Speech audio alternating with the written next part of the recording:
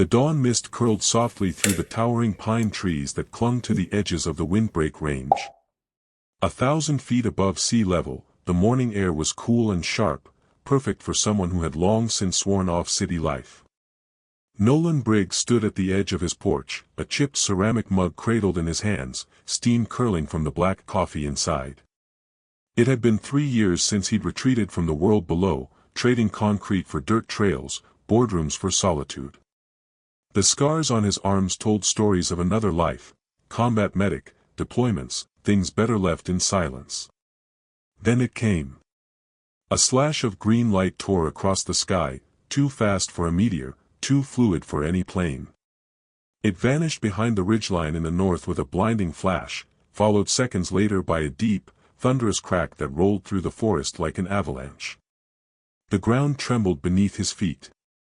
Coffee sloshed. Nolan's expression didn't change much, he didn't spook easy. But his body had already begun moving. Old instincts, deep muscle memory. He set the mug down, grabbed his field pack, and slung his rifle over his shoulder. Something had come down, and whatever it wasn't just a weather balloon. 2 hours later, his boots were crunching over frost-kissed leaves as he reached the edge of a burned scar that shouldn't have existed. Trees were bent outward in a perfect circle. A strange shimmer coated the bark and branches, as if the crash had left behind some kind of residue.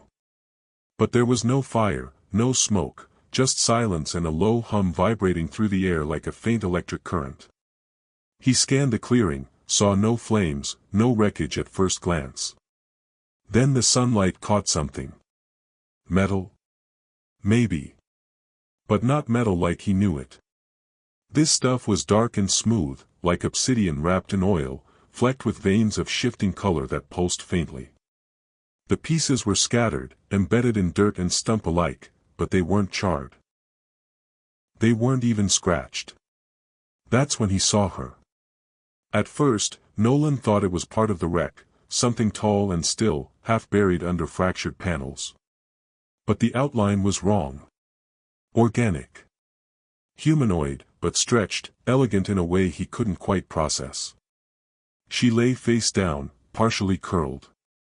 Blue-gray skin, faintly luminous, peeked through fractured armor that seemed grown rather than worn. One leg was twisted at a sickening angle. Cracks ran along her ribs and collarbone. Blood, or what looked like blood, pooled beneath her, dark as oil and slightly iridescent. "Christ," Nolan whispered. His brain screamed leave, but his hands were already moving. Pack down. Gloves on. Rifle off his shoulder but not raised. He crept closer, scanning the figure for signs of life. There, a breath. Shallow, staggered. Another. He knelt, carefully tilting her head. No burns, but a head wound seeped slowly down the side of her jaw. Her skin felt strange beneath his fingers, too smooth, almost soft like polished glass warmed by sunlight. Then her eyes opened. Pitch black. No whites. No pupils. Just endless void, like looking into the sky on a moonless night. For a second, Nolan froze. So did she. Two creatures equally terrified of what the other might do. She flinched, tried to move, failed. A low sound escaped her lips, not quite a groan, not quite a growl. "Easy," he said, raising both hands. "I'm not here to hurt you." She didn't understand the words, but something in the tone registered. The tension in her shoulders eased a fraction. Still shaking, Nolan assessed the injuries. Broken leg. Lacerations. Internal bleeding maybe. Definitely a concussion. And somehow, despite all that, she was still trying to sit up. He moved quickly, almost without thinking. He'd treated humans in worse shape during firefights overseas. Anatomy was different, sure, but trauma was trauma. He cleaned the wounds, applied pressure where needed, used what little antiseptic he had. Oddly, the antiseptic made her skin glow a little brighter. Encouraging. Getting her back to the cabin was the real challenge. She was heavier than she looked, but not because of size. Her armor had weight, density.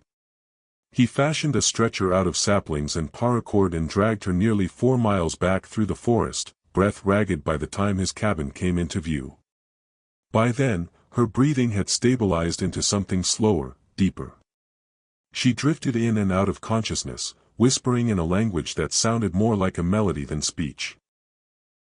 Nolan laid her on the couch, adjusted the old wool blanket over her glowing frame, and sat down at the kitchen table with trembling hands.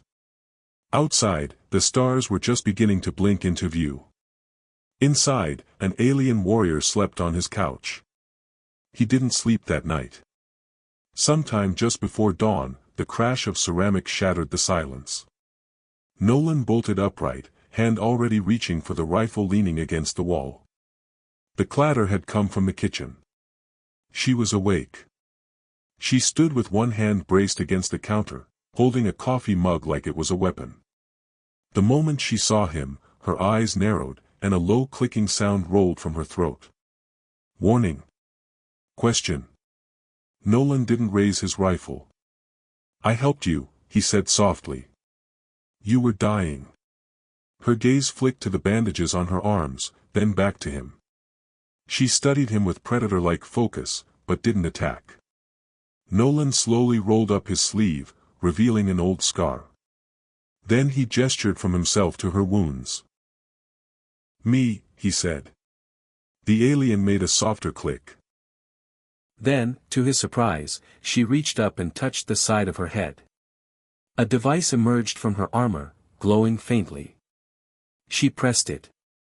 And when she spoke again, it was in English. You helped me. Why? Nolan stared, unsure if his mind was finally cracking from stress, or if she'd just spoken actual, honest-to-God English. The voice was unlike anything he'd ever heard, soft, harmonic, like wind chimes echoing through an underwater cathedral.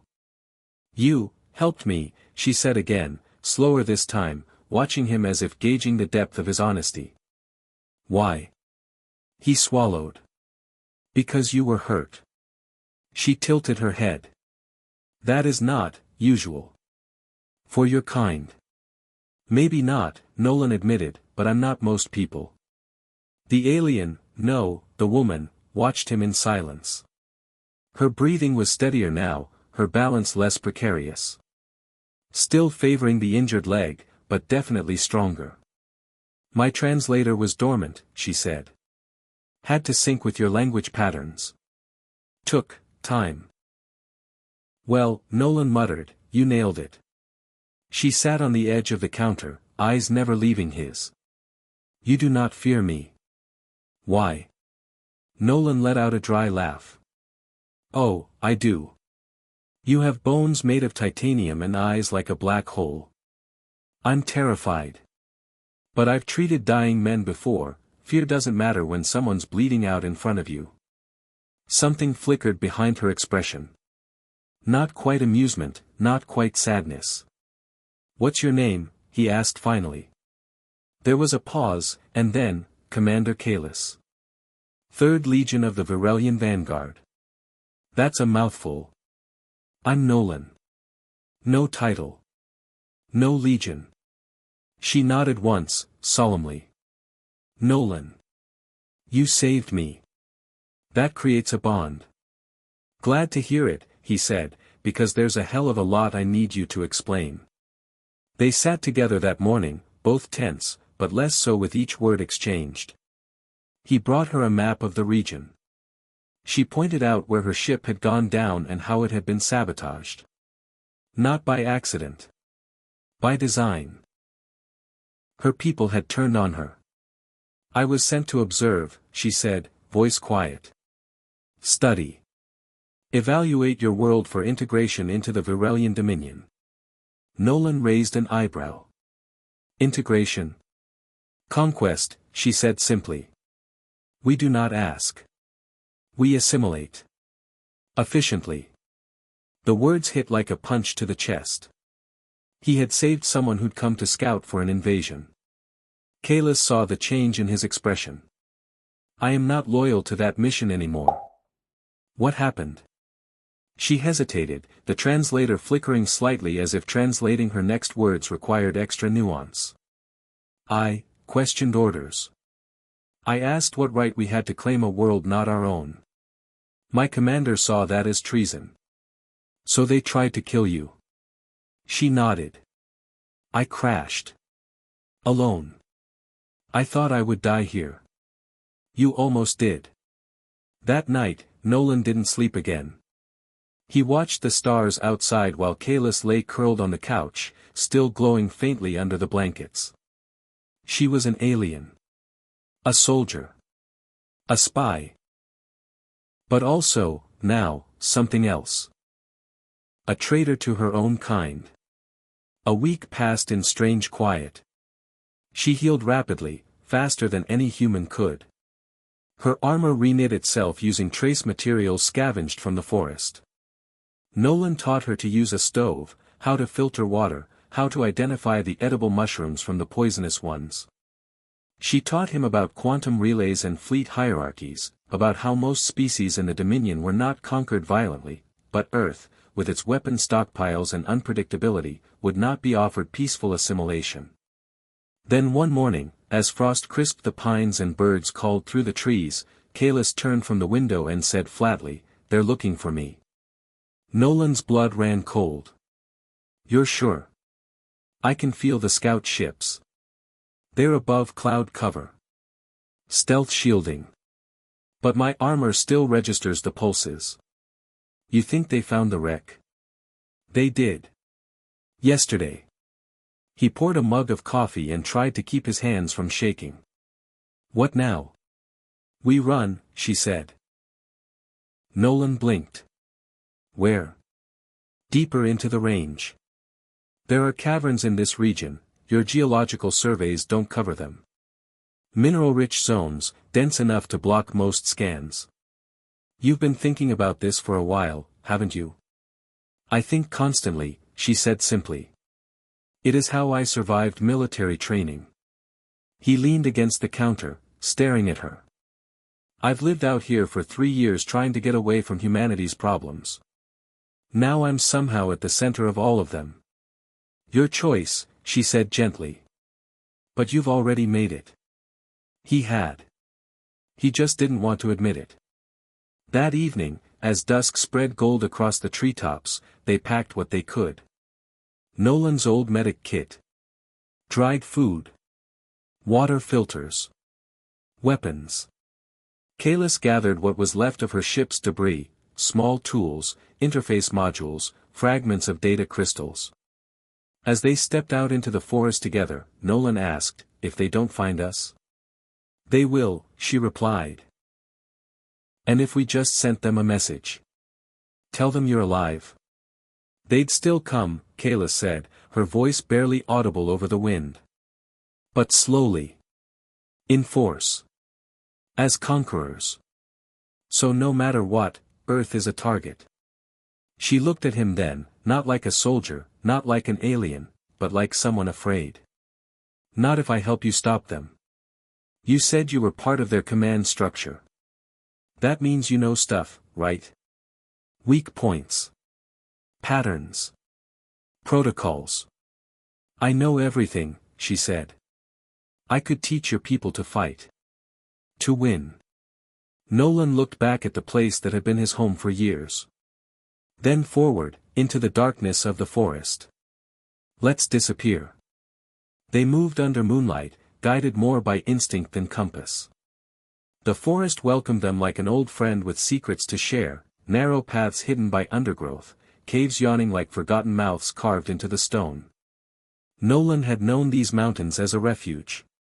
Now they were a labyrinth for survival. The cave system they settled into wasn't on any map.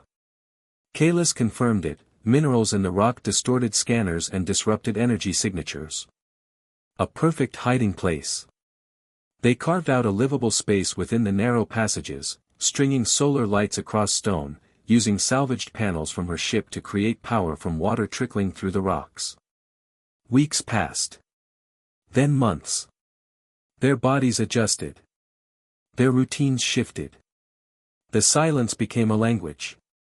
Each day, Kalis taught Nolan more about her people's technology, how energy could be pulled from quantum fluctuations, how shields could be disrupted by frequencies tuned just off harmonic resonance. She explained the design of their ships, layered hulls of woven alloys, sensor clusters like insect eyes, command hierarchies driven by genetic lineage. In return, Nolan taught her about humanity. Not just survival or medicine, but memory. Music. Loss. He told her about the time his brother didn't come home from a tour overseas, about the nightmares that never quite faded, and how coffee had become his religion not because he loved the taste, but because it gave him something hot to hold in the morning. Kalis listened. And sometimes, late at night, she shared pieces of her own past. A sister she hadn't spoken to in years. A childhood on a world with no horizon, where cities spiraled into the sky and children were trained to see duty as the only virtue. We were never taught to question, she said once, only to obey. But she had questioned. And that had made her dangerous. One afternoon, while Nolan was repairing a cracked water pipe in the lower tunnels, Kalis appeared with a look on her face he'd learned to read all too well. Something was wrong. They've moved, she said. The fleet. It's coming. He froze. How soon? Less than 10 days. They've declared me dead. They're no longer waiting for my report. A long silence stretched between them. Nolan felt the weight of every second pressing on his chest. They think Earth's too risky now, she continued. Your governments have been collecting the wreckage. Trying to reverse engineer it. That was never supposed to happen. The Dominion doesn't tolerate what it sees as theft. So we pushed them over the edge. She nodded. Now they'll arrive not to conquer, but to erase. What do we do? He asked. His voice cracked. We always knew this might happen, but we give your people a chance to fight back.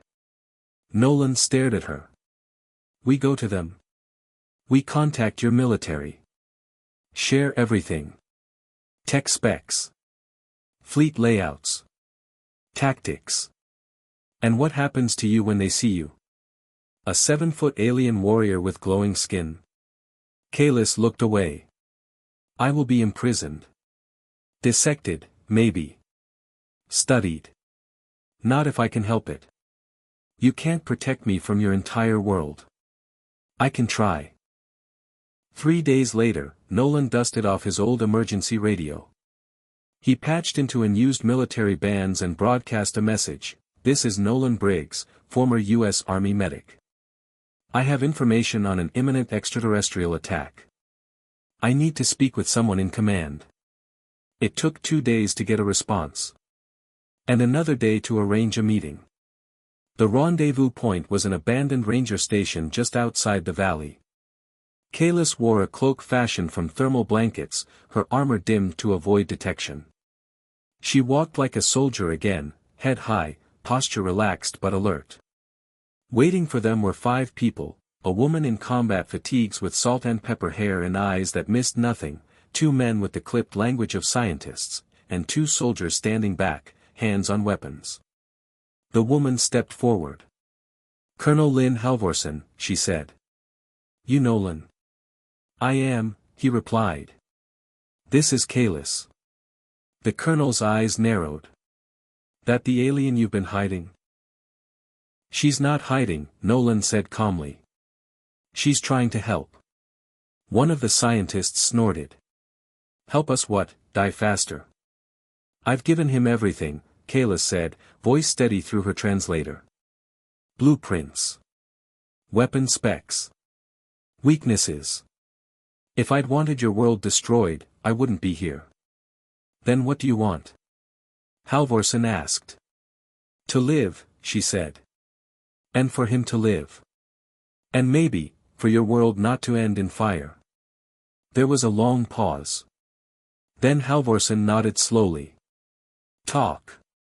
Over the next 6 hours, Kalis laid out everything, how the Virelian fleet was organized, how their systems depended on a central command ship that controlled communication protocols. She described shield frequencies, listed command officers by name, and even drew diagrams from memory. The scientists took furious notes. Eventually, someone asked the question everyone was avoiding. How do we stop them? Kalis folded her hands. You can't. Not conventionally. But I can. Halvorsen narrowed her eyes. What's that mean? I can get aboard the command ship. I know the codes. I can disable their AI core. Without it, they lose coordination. They panic. You'll have a window to strike. That's a suicide mission. Kalis said nothing. Nolan stepped forward. Then I'm going with her. Kalis turned. No. Absolutely not. I kept you alive for 6 months in a cave. I'm not stopping now. Halvorsen watched the exchange, something unreadable in her expression. You trust her that much? Nolan didn't hesitate. With my life. The room fell into heavy silence. Finally, Halvorsen exhaled. We'll prepare a strike team. Small, covert. If we do this, we do it fast. Kalis nodded. There isn't much time left. As they left the ranger station, the sky was turning dark. Nolan glanced at Kalis. You still sure? No, she said honestly. But I think this is the first time in my life I've ever done something because I chose it, not because I was ordered to. They vanished into the forest once more, not as fugitives this time, but as the last hope of 2 worlds. The next 72 hours blurred into motion. Kalis and Nolan remained in a secured cabin deeper in the woods while military teams prepared for the insertion. Satellite scans, drone relays, encrypted briefings, Earth's forces were waking up to the storm hurtling toward them. Colonel Halvorsen coordinated everything herself, moving like a woman who'd seen battle and didn't have time for hope, only plans. Kalis spent those hours preparing Nolan. This isn't a rescue op, she told him quietly as they sat by the glow of a portable heater. If something goes wrong, you don't try to save me. You run. You get the intel out. That's what matters. You already told me that, Nolan said. I'm still not doing it. I'm not your mission. You never were. That's why I'm staying. She studied him. Her black eyes, usually unreadable, softened. You've changed me, Nolan. Good, he said. Because I think we're going to need the version of you that isn't ready to die for a cause anymore. She didn't reply, but her hand brushed his lightly, an echo of something unspoken. The next night, they launched. A modified stealth aircraft carried them to the upper atmosphere, shielded by both Earth's tech and cloaking fields Kalis had designed. Her ship's fragments had given them just enough advantage to avoid early detection. The Varelian command ship appeared above the Pacific like a continent wreathed in artificial night, miles wide, silver-black, humming with power. Smaller craft orbited it like sharks around a leviathan. I was born on one of those, Kalis murmured as she and Nolan watched from the aircraft's window. It felt like a cathedral. I worshipped it. You still do? No, she whispered. Now I fear it. They docked at an old maintenance port Kalis remembered from her training. The military team stayed behind, guarding the insertion point. She and Nolan moved forward, armor-cloaked and silent. The interior of the ship pulsed with the same bioluminescent glow as her skin, the walls breathing faintly. Feels alive, Nolan muttered. It almost is, she replied. Biosynthetic architecture. Self-repairing. Smart enough to recognize invaders. And it won't see you as one. It will now. I'm marked as a traitor. That word hung in the air like static. They reached the AI core after weaving through corridors and service shafts.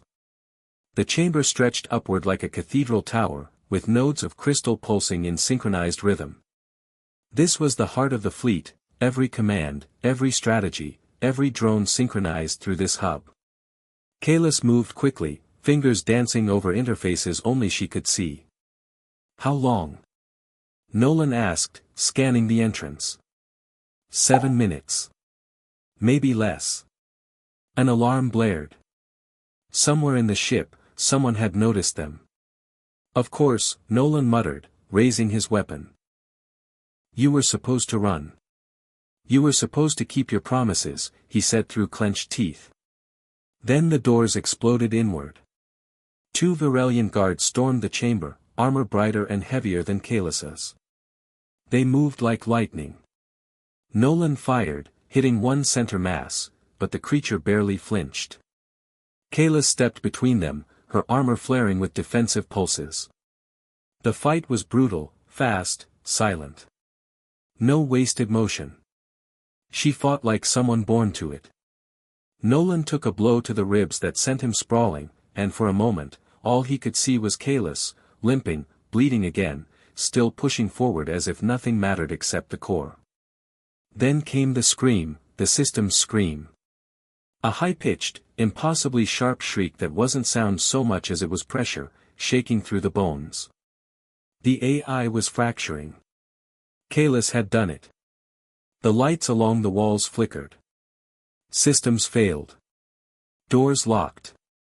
The entire ship trembled. I triggered a cascade, she said breathlessly, staggering toward Nolan. Their coordination will collapse. You need to go. Now. You're coming with me. I can't. The ship. Kalis. But she pushed him toward the escape shaft. Your people need this more than I need a rescue. He reached out to stop her. She stepped back.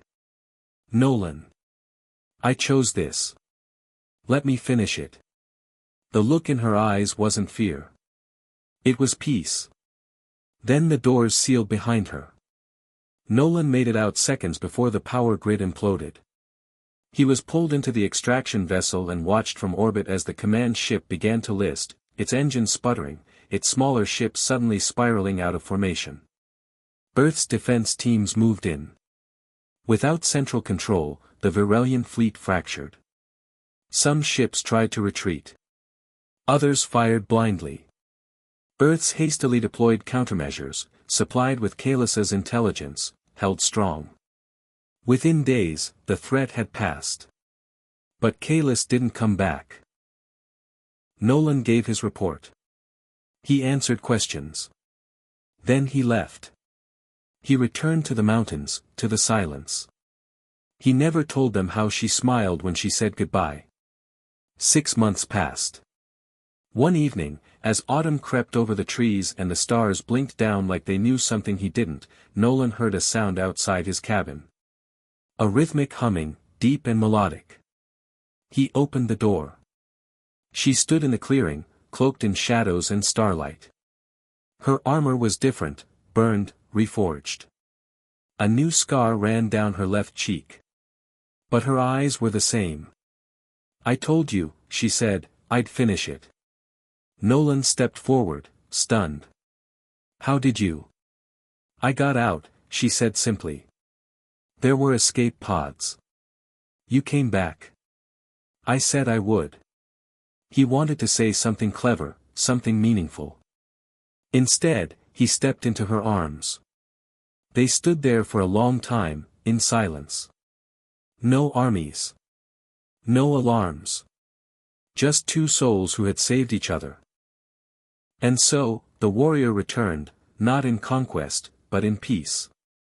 Kalis, once bred for domination, had chosen a path no algorithm could predict, compassion. And Nolan, the man who simply wanted to be left alone in the forest, had found purpose not through battle or exile, but through connection, through daring to see beyond what someone was and instead seeing who they could become. It wasn't the end of the story, not really. Because when the stars stir and governments whisper, and when ancient empires blink in your direction, the story never truly ends. But in a quiet cabin nestled in the windbreak range, something new had begun, fragile, strange, a little messy. But deeply real. In time, Kalis would share more. About the factions rising within the Dominion. About other rebels. About the potential for change. And Nolan, in his own quiet way, would help her dream of a world where maybe conquest didn't have to follow contact. But tonight, they just sat on the porch, 2 cups of coffee steaming beside them, watching the stars together. She didn't need to ask what it meant. He didn't need to explain. Because for all the galaxies that might one day knock on Earth's door, for all the battles ahead, tonight was enough. Sometimes, the fate of the world hinges not on armies or weapons, but on a choice. A single act of mercy.